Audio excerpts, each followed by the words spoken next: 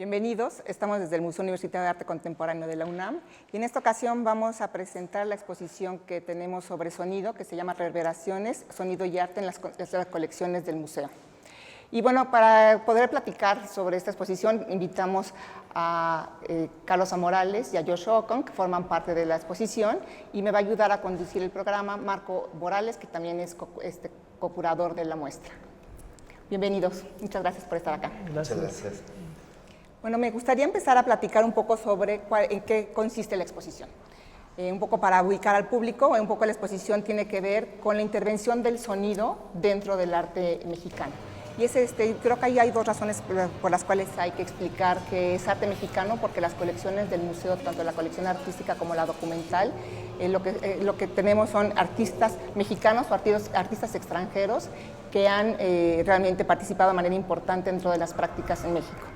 Y por otro lado, bueno, es sobre la intervención del sonido, porque muchos artistas, como es el caso de ustedes, usan el sonido como una herramienta de trabajo dentro de su producción y no tanto como un soporte, que sería la diferencia entre arte sonoro. Entonces, bueno, si quieres, empezamos, Marco, a platicar un poco sobre la exposición, un poco de qué trata y empezamos a conversar.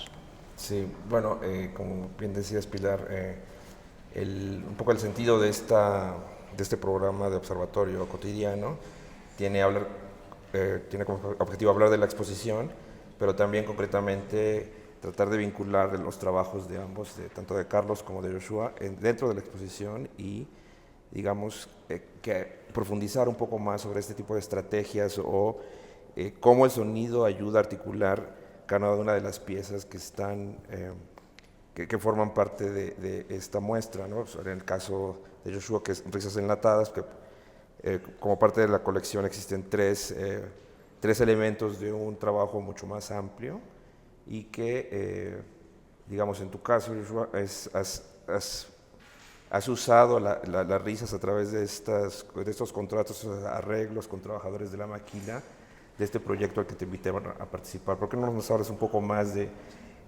quién, la fundación o la institución que te invitó a hacer este trabajo y cómo es que vinculas estos acuerdos con los trabajadores de las maquilas digamos, para este trabajo en concreto y después articulado de una manera más amplia con un cuerpo más grande? Claro, sí, con gusto. Bueno, el origen de esta pieza fue una invitación a formar parte de Proyecto Juárez. Y Proyecto Juárez fue una iniciativa de una curadora mexicana, Mariana David, la cual rentó una casa en Ciudad Juárez en el año 2007 y que es el año en el que Ciudad Juárez, no sé si recuerdan, pero estaba con unos niveles de violencia peores que en Bagdad, altísimos. Y lo que hizo ella fue rentar esta casa e invitar artistas a que pasáramos un tiempo en Ciudad Juárez. Inclusive nos presentó a muchos activistas locales y nos dio como toda una red de contactos para pasar tiempo en la ciudad, tratar de vivir un tiempo, tener ahí una experiencia y a raíz de eso desarrollar una obra. Entonces la obra que yo hice se llama Risas Enlatadas y es una obra en la cual de alguna manera yo me enfoco en la maquila y en el fenómeno de la maquila. En otras palabras, tratando de conectar la maquila con la realidad del deterioro del tejido social y por ende la violencia en Ciudad Juárez. Entonces, para esta pieza, bueno, empecé a investigar sobre las maquilas. Era muy difícil entrar a maquilas, por lo que tuve que empezar a hablar con trabajadores de maquilas en los tiempos en que no estaban trabajando para que me empezaran a explicar cómo es dentro de las maquilas, porque son muy, muy inaccesibles. Y bueno, entonces a raíz de esas conversaciones desarrollé esta obra, en la cual es una maquiladora ficticia que supuestamente fabrica risas para comedias de Estados Unidos, risas enlatadas para comedia de Estados Unidos. Entonces hice literalmente un coro con todos estos trabajadores de maquilas y ellos en este coro con un ingeniero de sonido y inclusive un director de orquesta hicimos distintos tipos de risas, grabamos distintos tipos de risas. Entonces la pieza En su forma final es una instalación la cual incluye video con sonido, y además también hay literalmente latas con audífonos en las cuales tú puedes escuchar los diferentes tipos de risas que se grabaron. Bueno, yo veo en tu trabajo, Joshua, que tú usas el sonido como una herramienta, ¿no? Como para crear realmente, es parte de una narrativa, para crear una narrativa. Y a diferencia un poco de Carlos, veo que el sonido es de una manera mucho más epistemológica. Trata, sobre todo en las piezas que tenemos en la exposición, que podría ser La Fantasía de Orellana, es como la visualización del sonido. Si lo podríamos ver así. Tratas como de encontrar estos vasos comunicantes entre diferentes lenguajes, que podría ser estos lenguajes escritos que tienen que ver con estos códigos que a veces se convierten en partitura, y este lenguaje que es el sonido propio. ¿Nos podrías platicar un poco sobre la pieza de La Fantasía de Orellana? Sí, bueno, Orellana es un compositor guatemalteco, va a tener 80 años ahorita, de música experimental, podríamos decir, o sea, realmente es un compositor, pues en un sentido clásico, ¿no? Pero lo que él hizo fue inventarse una manera de construir instrumentos que tuvieran como la capacidad de funcionar como máquinas electrónicas, ¿no? O sea, es como una especie de intento de robotización, lo que digamos en la precariedad de Guatemala, en la imposibilidad de conseguir esa tecnología, él la produjo a través de relacionarse con la marimba, que la marimba es el instrumento clásico guatemalteco, ¿no?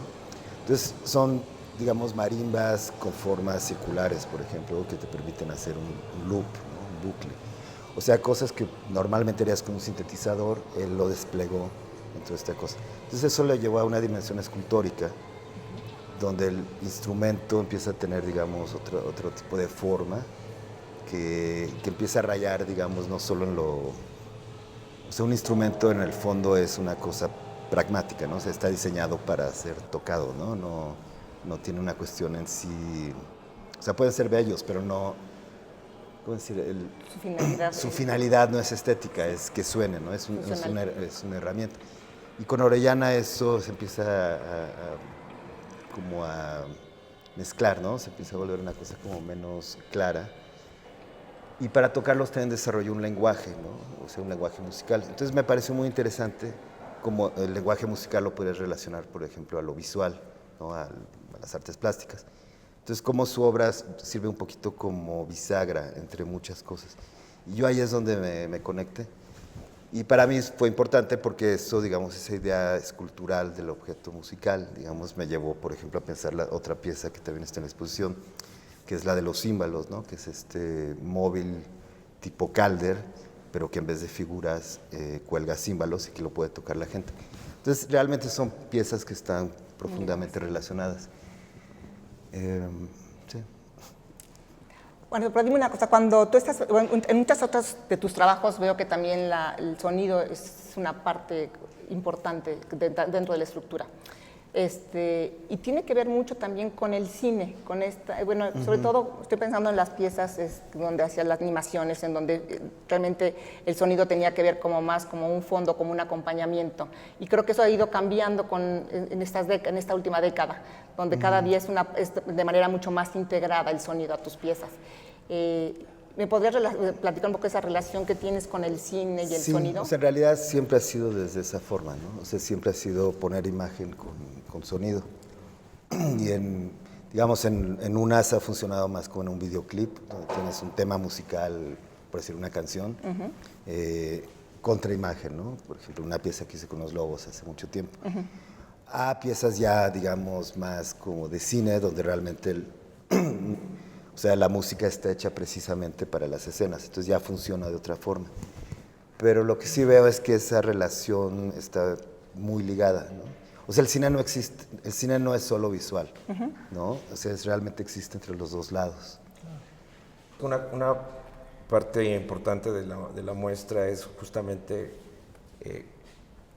que los trabajos mostrados no están, digamos, concentrados en el sonido, sino en una multiplicidad de piezas que forman parte de la colección, algunas de ellas sí, lentes que desde la vista de hoy en día forma parte de la estructura musical, aunque para la notación de la música existía desde antes, ¿no? Pero ahora es una parte integral pues del sonido. Sí, no son piezas para músicos, ¿no? O no son piezas claro, pensadas como desde un músico. Efectivamente, y en el caso de ambos, digamos, es un ejemplo de esto, es decir, que, bueno, hace rato yo habló que había colaborado con un compositor para orquestar, digamos, a estos coros, y por otro lado también vemos que has trabajado en el caso de la Fantasía de Orellana con Orellana, ¿no? Y en otros trabajos también con ensambles, o como recientemente con un ensamble mexicano. Pero sería interesante escuchar su opinión alrededor de cómo las artes visuales cada vez han acoplado o integrado el sonido como una estrategia, como una herramienta más de exploración de una idea, ¿no? Bueno, vamos a una pausa y ahorita regresando retomamos este tema de cómo se han incorporado.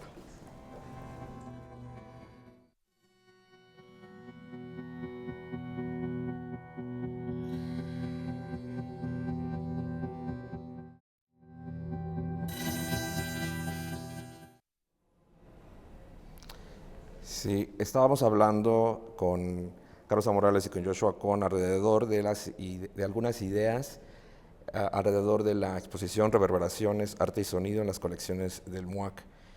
Y ahí cerramos el segmento anterior, invitándolos a compartir con nosotros sus ideas de cómo articulan el sonido y cómo actualmente es cada vez más usado el sonido para profundizar algunas ideas o como una herramienta más de articulación alrededor de una reflexión artística. Como que nos compartan sus diferentes perspectivas de esta herramienta o de este elemento en cada uno de sus trabajos, concretamente de lo que se puede ver aquí en Reverberaciones.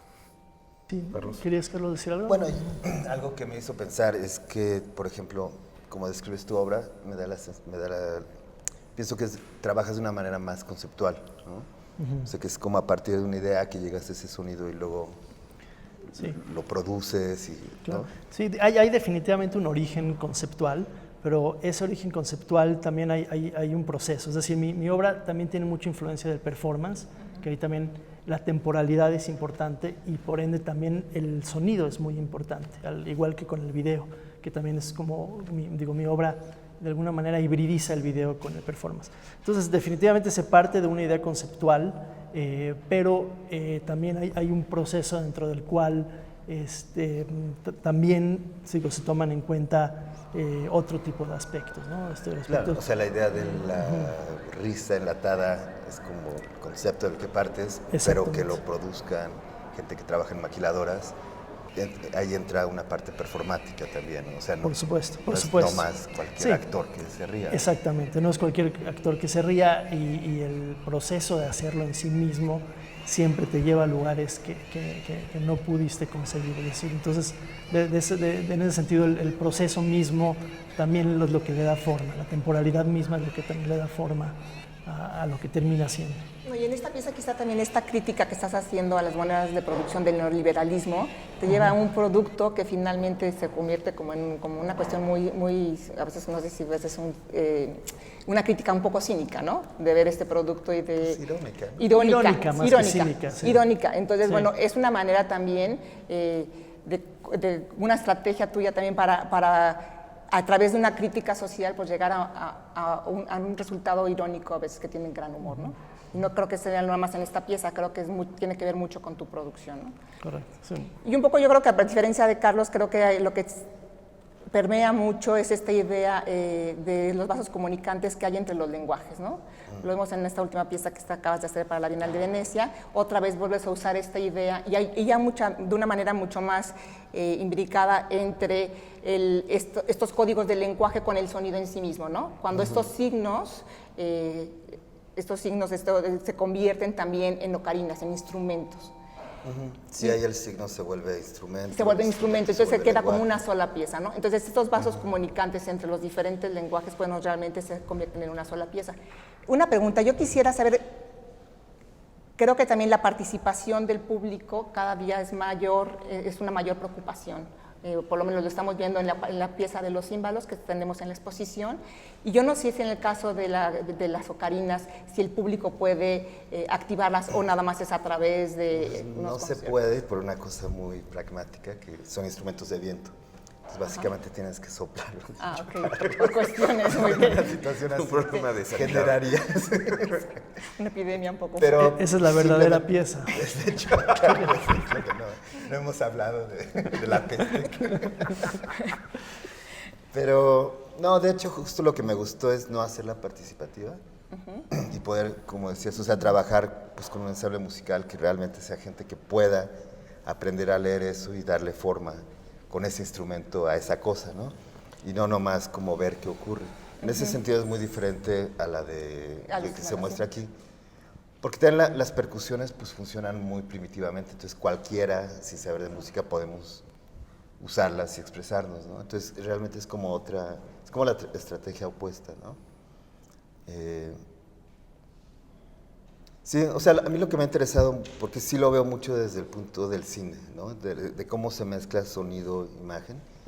Entonces, muchas de estas piezas han sido como encontrar la manera de que lo que está filmado se relaciona con lo que suena. O sea, que está realmente imbrincado, ¿no? Sí, y no verlo como... no es un sonido... Sí, no es este sonido que está Incidental, encima, ¿no? ¿no? O incidental. Entonces, por ejemplo, en Orellana, pues tú ves que él está usando sus instrumentos y eso es lo que a la vez está sonando. Entonces ves que lo que está creando la imagen es lo que está creando el sonido, ¿no? Y al revés. Y, por ejemplo, en esta última pieza es mucho lo mismo. Entonces ahí es donde las conexiones realmente sí, es donde podrían funcionar, ¿no? Es cómo representas la música también en la imagen, que a mí me parece interesante. Eso es como muy claro en el borramiento de la partitura y en la colaboración con el plan forum, ¿no? Por ejemplo, ¿no? Porque en realidad sí hay como esta, pues no sé si coqueteo sea una palabra adecuada, pero del trabajo, sí directamente con la música, digamos, hay una serie de momentos o de trabajos muy concretos donde está la figura de la partitura borrada, de un instrumento creado y de la posibilidad de una improvisación, que eso abre la puerta sobre todo a muchos intérpretes contemporáneos. Es un objeto artístico que viene en instrumento y de cómo un intérprete, digamos, puede generar una serie de un discurso, articular un discurso a partir de esto que en principio es un objeto artístico, ¿no? Sí, y ahí es que, sí, o sea, lo interesante es que puede ser música, pero también puede ser voz, ¿no?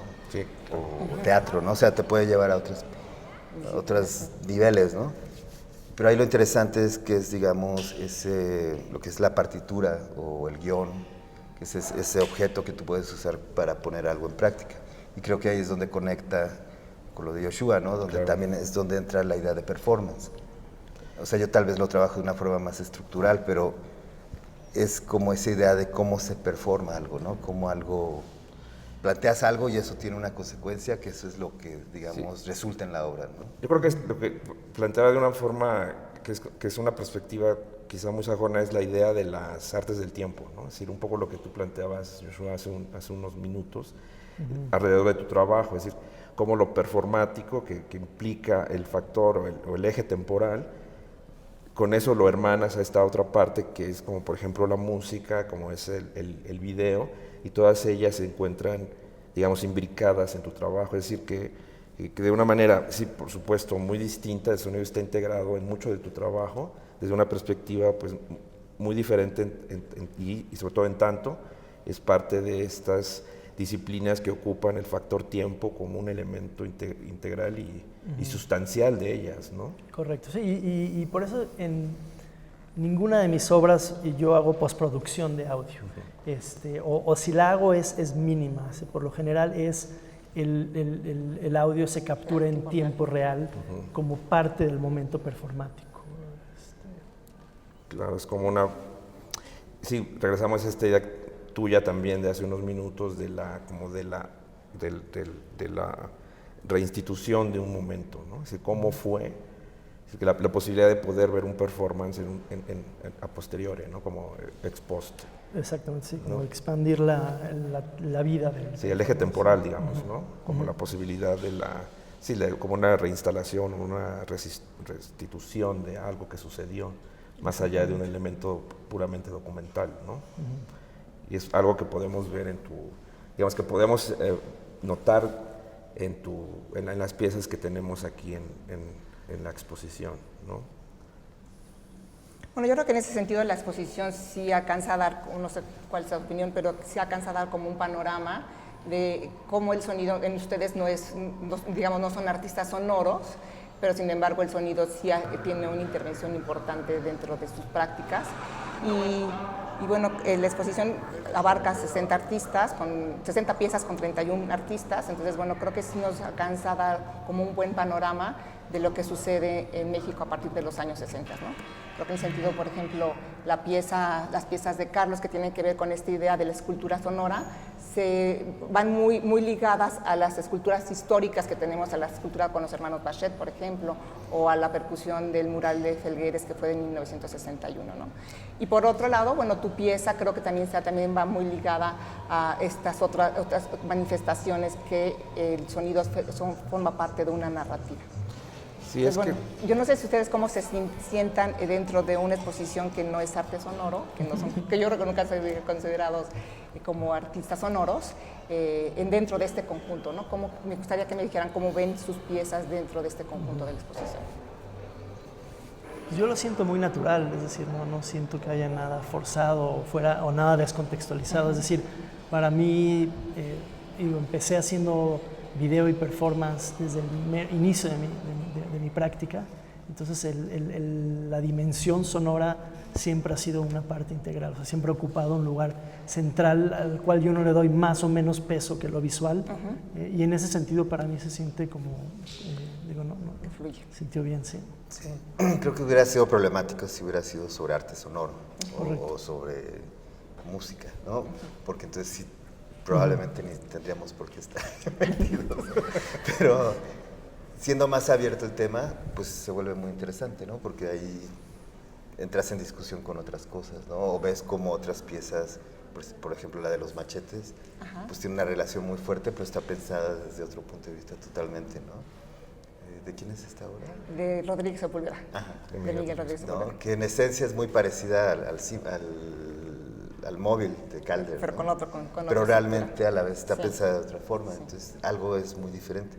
Pero es bien interesante poder ver eso, ¿no? Pues muy bien, pues muchas gracias por acompañarnos. Los invitamos a que nos visiten a Reverberaciones, Arte y Sonido en las colecciones del MUAC. Los invitamos a que nos sigan en redes sociales, en la página del museo. Habrá una serie de actividades. Estén pendientes de ellas, todas siempre alrededor del sonido y de las artes visuales, como hemos podido escuchar de nuestros invitados, pues el sonido es una forma, un elemento permanente en muchas de las prácticas artísticas actuales. Muchas gracias. Gracias. Gracias.